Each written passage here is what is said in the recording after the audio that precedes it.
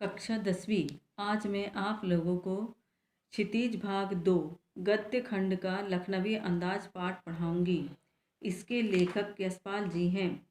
लेखक ने लखनवी अंदाज व्यंग्य यह साबित करने के लिए लिखा था कि बिना कथ्य के कहानी नहीं लिखी जा सकती, परंतु एक स्वतंत्र रचना के रूप में इस रचना को पढ़ा जा सकता है। यशपाल उस पतनशील सामंती वर्ग पर कटाक्ष करते हैं जो वास्तविकता से बेखबर एक बनावटी जीवन शैली का आदी है। कहना ना होगा कि आज के समय में भी ऐसी परजीवी संस्कृति को देखा जा सकता है। लखनवी अंदाज कहानी शान शौकत वाली बनावटी जीवन शैली पर कटाक्ष करती है ना।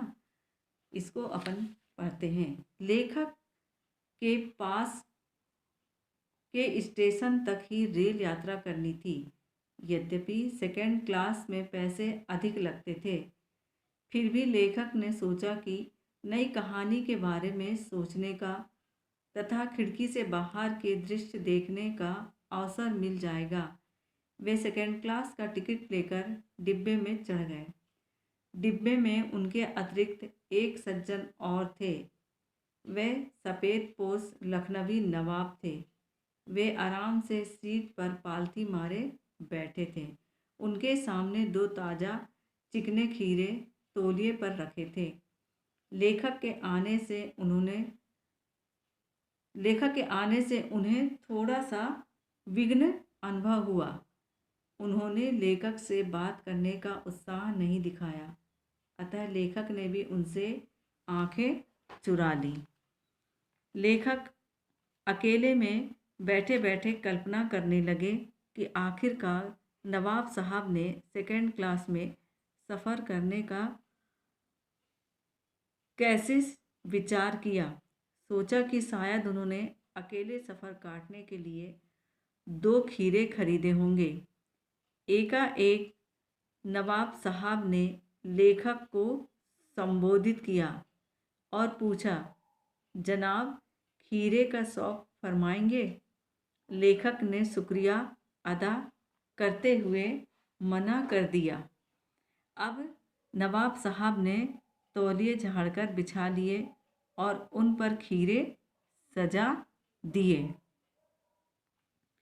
उन्होंने अपनी सीट के नीचे से लोटा उठाकर दोनों खीरों को खिड़की से बाहर धोया और तौलिए से पोंछा।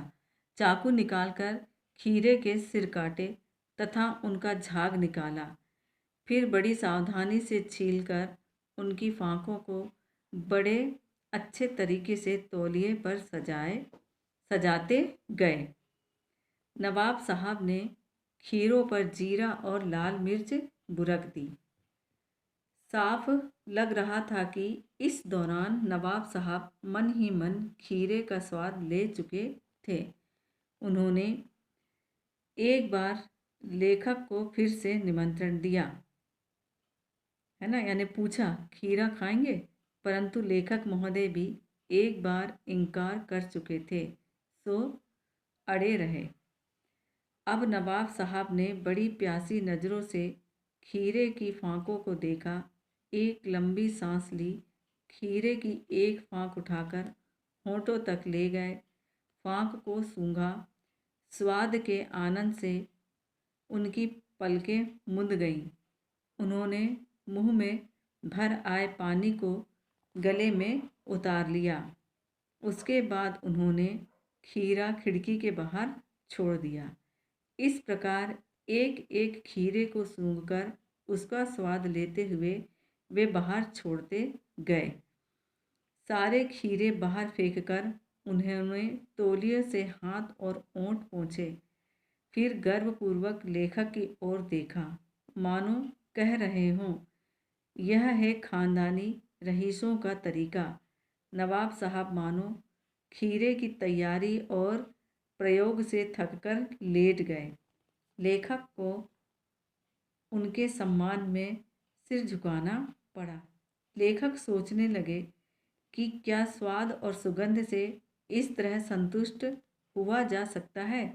इतने में नवाब साहब ने जोर से डकार लिया। वे लेखक की ओर देखकर बोले, खीरा लाजीज होता है, लेकिन होता है शकील। नामुराद मैदे पर बोझ डाल देता है, यानी हजम नहीं होता, पेट में गड़बड़ी करता है।